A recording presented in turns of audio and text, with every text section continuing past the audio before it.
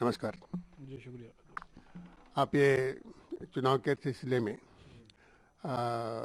आप सपा और कांग्रेस के गठबंधन के तरफ देख रहे हैं, नहीं तो बीएसपी की तरफ देख रहे हैं? नहीं, अव्वल तो मेरा मानना ये है कि इलेक्शन में तमाम वोटर्स को बढ़ चढ़ करके हिस्सा लेना चाहिए, वोट देना चाहिए। और इस बार यूपी में अगर आप देखें तो दोनों फेसेस में बड़े पैमाने पर वोटिंग हुई है, जो कि एक पॉजिटिव सिग्नल है। और किसी को भी मज़हब की बुनियाद पर ये अपील नहीं करनी चाहिए कि आप अपने मज़हब की बुनियाद पर किसको वोट दीजिए, किसको वोट ना दीजिए। वोटर्स को ये देखना चाहिए कि जो भी पार्टी इन पावर रही है उसने उस रिजीम में, अपने रिजीम में स्टेट के डेवलपमेंट के लिए और आपकी अपनी कम्युनिटी के डेवलपमेंट के लिए क्या काम किए हैं, उसी की बुनियाद पर सबको वोट देना चाहिए। अगर जिस तरीके से अपने मुल्क में सेकुलरिज्म को की जड़ों को अगर मजबूत करना है, तो जिस तरीके से वोटर्स ने बिहार में जिस अक्लमंदी का सबूत देकर एक गठबंधन को मजबूती फराहम की है, अगर वही ट्रेंड यूपी में भी कायम हो जाए तो हम ये समझते हैं कि इसके बहुत ही ज़्यादा पॉजिटिव रिजल्ट 2019 में देखने को मिलेंगे। बिहार और यूपी के अंदर थोड़ा सा डिफरेंस है।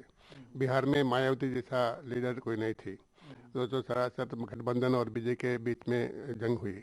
यहाँ तो थ्री कॉर्नर कॉन्टेस्ट हो रहे हैं। आपको किसको ऐलान देना चाहते हैं? आप किसको बोलना नहीं चाहते हैं, किसको वोट करना, किसको नहीं करना? नहीं, हम ये कतई तौर पे ये इस हक़ में नहीं है कि आप ऐलान करें कि किसको वोट दीजिए, किसको वोट ना दीजिए। लेकिन वोटर्स आज का खुद अक्लमंद है, वो ये देख रहा है। और फिर अगर आप देखें तो इस इलेक्शन में सबसे बड़ी तो जो तादाद है वोटर्स की, वो यंगस्टर्स की है।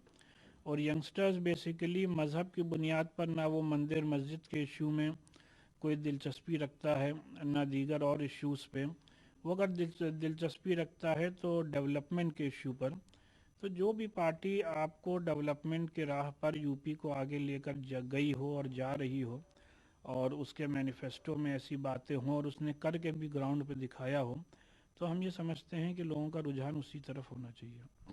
इससे थोड़ा तफसील बता सकते हैं कि क्या कौन सा लीडर, कौन सा पार्टी डेवलपमेंट ओरिएंटेड हो, और अखिलेश यादव और मायावती के बीच में क्या फर्क है? यूपी में देखें तो मौजूदा चीफ मिनिस्टर ने कई ऐसे प्रोजेक्ट्स लॉन्च किए हैं जिससे कि एक डेवलपमेंट का उनका विज़न जो है वो पूरे मुल्क के सामने आया है।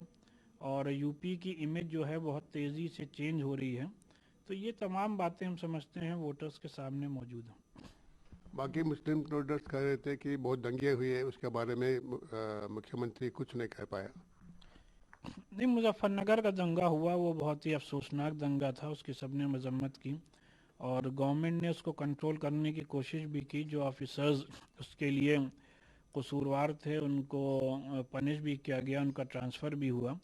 लेकिन हम सबकी यही कोशिश होनी चाहिए कि सेकुलर पार्टी जो है वो आगे बढ़े। और ख़ासकर आपको जरूर फीडबैक मिला होगा, पहले दो चरणों में कौन सा पार्टी आगे है? यानी पहले तो जो दो फेसेस हुए हैं उसमें जो कांग्रेस समाजवादी का गठबंधन है उसको बड़ी तादाद में लोगों ने वोट्स दिए हैं। और हम समझते हैं यही ट्रेंड